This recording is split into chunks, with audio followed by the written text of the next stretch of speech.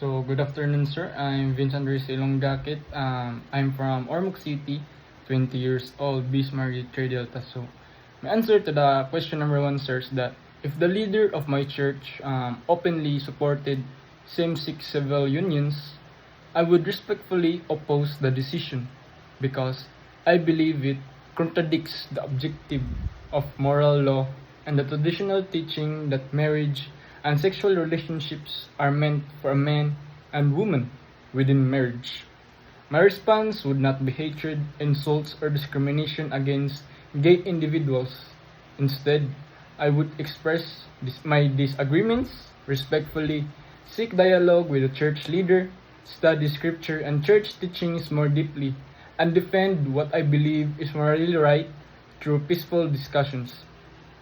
My moral judgment is based on the belief that morality is not determined by personal feelings, social trends, or political pressure, but my objective truths about human nature and the purpose of marriage and sexuality.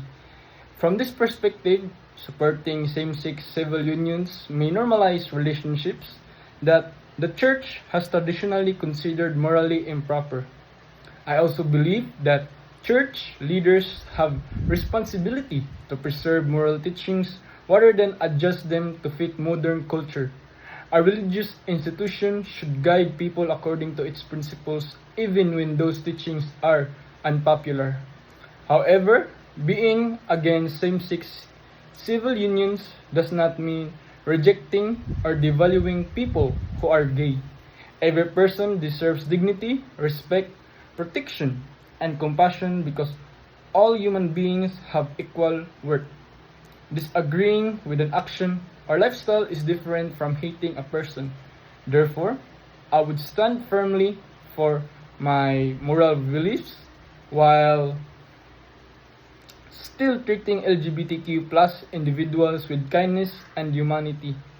True morality requires both conviction and compassion. And number two, sir, is that my answer is that science shows that biological sex is fundamentally initiated at conception through chromosomes inherited typically from parents.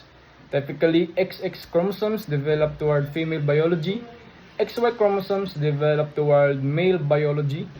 So, during fetal developments, genes and hormones guide the formation of reproductive organs and secondary sex characteristics. However, the phrase assigned at birth exists because doctors identify a baby's sex at birth based mainly on visible anatomy. In most cases, this matches the child's biological development, but there are also rare intersex conditions where chromosomes, hormones, or anatomy do not fit typical male or female patterns exactly so. Scientifically, biological sex begins genetically at conception, while sex is officially recognized or recorded at birth. My moral judgment is that science should be respected without denying human dignity. Biology matters and should not simply be ignored. But people experiencing gender confusion or intersex conditions should still be treated with compassion, honesty, and respect. Morality should be balanced truth with humanity. So that is my answer, sir. Thank you.